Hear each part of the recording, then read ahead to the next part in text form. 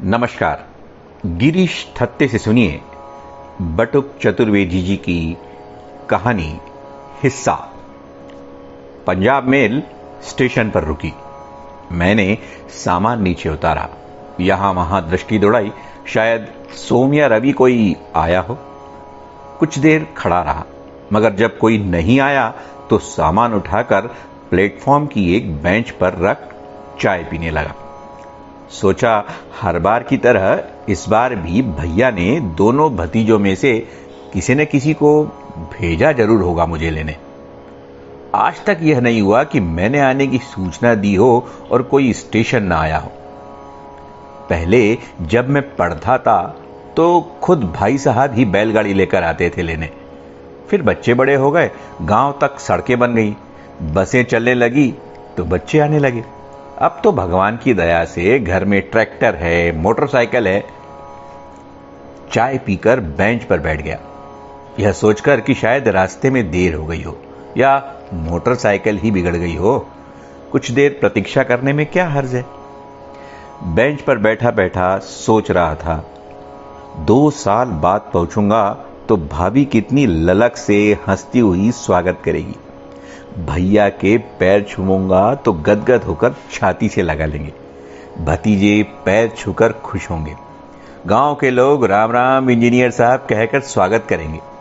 बैठक में खूब चौपाल जुड़ेगी। कितने अच्छे हैं भैया भाभी। पिताजी तो मेरे बचपन में ही चल बसे थे, मां उनके पहले ही चली गई थी। भैया का विवाह पिताजी ने जल्दी ही कर दिया था। भाभी ने घर संभाल लिया था। भैया उम्र में मुझसे 8 साल बड़े थे। उन्होंने खेती संभाल ली और मुझसे बोले, पिताजी चाहते थे एक लड़का पुश्तैनी धंधा यानी खेती करे और एक पढ़ लिख कर अफसर बने। खेती मैंने संभाल ली है, तू अब जी भर के पढ़ाई कर और अफसर बन ताकि पिताजी की आत्मा को शांति मिले। 100 एकड़ जमीन, गाय भैंस बैल, नौकर चाकर, पक्की बकरी, सब कुछ था। मैं पढ़ाई में जी जान से जुट गया। गांव में 8वीं तक का स्कूल था, आगे पढ़ने शहर भेज दिया। वहां हाई स्कूल प्रथम श्रेणी में पास किया, फिर इंजीनियरिंग की पढ़ाई राजधानी में आकर की। भैया खुद हॉस्टल में भर्ती करा गए और हर महीने नियम से पैसे भेजते। यह उन्हीं की मेहनत का फल है कि इंजीनियर हुआ और जब रिजल्ट लेकर उनके पास पहुंचा तो बोले, बस भैया अब कोई नौकरी तलाश कर, तेरे हाथ पीले करके जिम्मेदारी से मुक्त हो जाऊं। तब तक भाभी को एक लड़की हुई, मगर वह भी कुछ दिन बाद चेचक से चल बसी। कई बरस बाद सोम हुआ और उसके बाद रवि। बेंच पर बैठे बैठे काफी देर हो गई तो चिंता हुई, पता नहीं क्या बात है, घर में सब ठीक ठाक तो है, कोई एक्सीडेंट ना हो गया हो रास्ते में। ऐसा तो कभी हुआ नहीं कि कोई आया नहीं लेने। एक कप चाय और ले ली जाए और धीरे धीरे चुस्कियां लेने लगा। मन फिर पिछली बातें दोहराने लगा। असिस्टेंट होकर पहली पोस्टिंग भिलाई में हुई तो भाभी बोली, अब भी शादी करोगे कि नहीं? इतने बड़े हो गए हो, जिसको देखो ताने देता है मुझे। अब नहीं मानूंगी, अब के वैशाख में शादी होगी ही तुम्हारी। मगर भैया बीच में ही बोल पड़े, तुम्हारा देवर इंजीनियर साहब हो गया है, बहू भी उसकी पढ़ी लिखी होगी, वरना तुम जैसी अनपढ़ गले पड़ गई तो बात पूरी होते होते ही भाभी बीच में ही तुनक पड़ी, तो मैं तुम्हारे गले में बंधी हुई भैंस हूं। भाग्य से हारो जो मैंने घर संभाल लिया, वरना कोई और आती तो राख कर देती। वे आंसू बहाए इसके पहले ही मैंने कहा, अरे भाभी, भैया तो ऐसे ही आपको छेड़ते रहते हैं, बाहर तो आपकी तारीफों के पुल बांधते नहीं थकते। बड़ी मुश्किल से वे बड़बड़ाती हुई घर के भीतर गई। भिलाई प्लांट में चीफ इंजीनियर निगम साहब ने बड़े आत्मीय भाव से मुझे ट्रेनिंग दिलाई। उनको कोई लड़का नहीं था, 7 लड़कियां थीं, उनमें से 5 का विवाह हो चुका था। उन्होंने मुझे कुछ दिन अपने ही घर पर रखा। दोनों पति पत्नी का व्यवहार देखकर मैंने भैया को पत्र में उनकी तारीफ लिख भेजी। पहला वेतन मिलते ही गांव आया और भाभी के चरणों में रुपए रख दिए। यह मेरी पहली कमाई है, इस पर आपका हक है भाभी। वे गदगद होकर बोली, अरे पगले, इस पर हक तो मेरी देवरानी का है। अब जल्दी बोल, मेरी मौसेरी बहन मैट्रिक पास है, कहो तो कर लूं बात पक्की। मैंने कहा, जल्दी क्या है भाभी, थोड़ा रुक जाओ। नौकरी की वजह से जल्दी लौटना पड़ा। भिलाई पहुंचा तो क्वार्टर अलर्ट हो गया।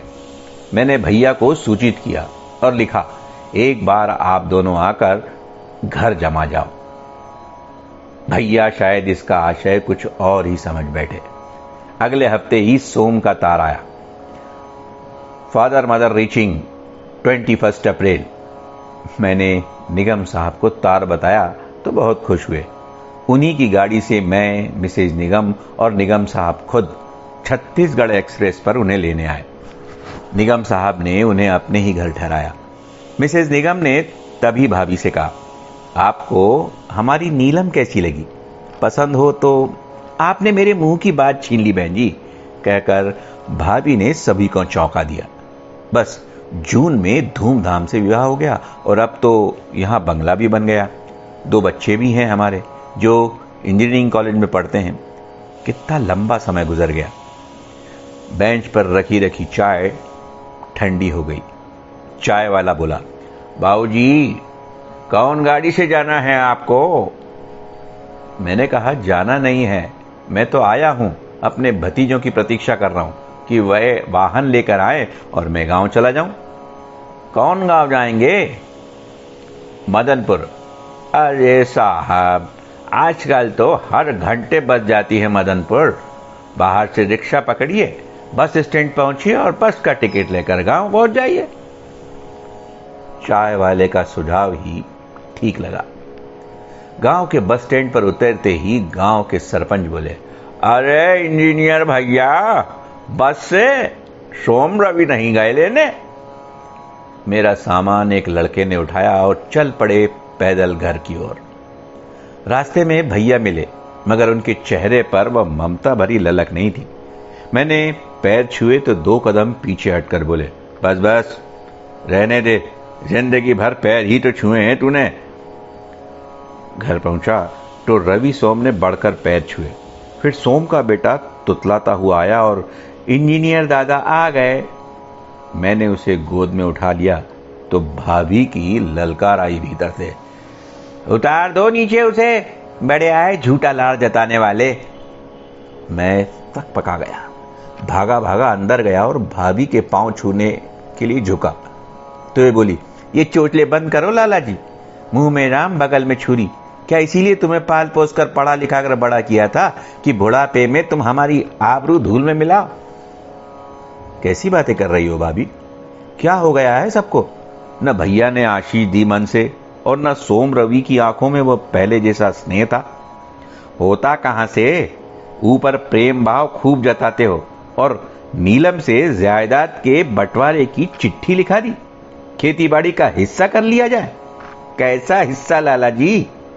तुम्हें पढ़ाने, इंजीनियर बनाने में जो तपस्या तुम्हारे भैया ने की, उसका हिस्सा भी बटाओ पहले। अब मेरी समझ में आई सारी बातें। नीलम कई वर्ष से पीछे लगी थी। बाप दादाओं की जायदाद में हमारा भी हिस्सा है।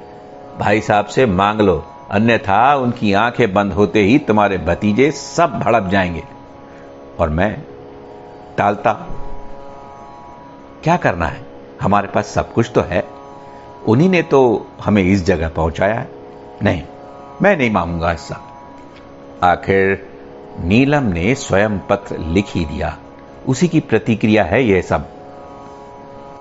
मैं घर से बाहर निकला, गांव वालों को बुलाकर लाया और बैठक खाने में पंचों के सामने एक कोरे कागज पर हस्ताक्षर कर कहा, भैया आप जो चाहें इस पर लिख लें, मैं कभी कुछ नहीं मांगूंगा आपसे, मगर मेरे हिस्से का स्नेह मुझे सदैव देते रहिए, मैं उसके बिना जी नहीं पाऊंगा।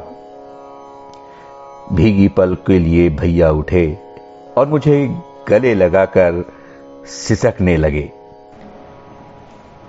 धन्यवाद।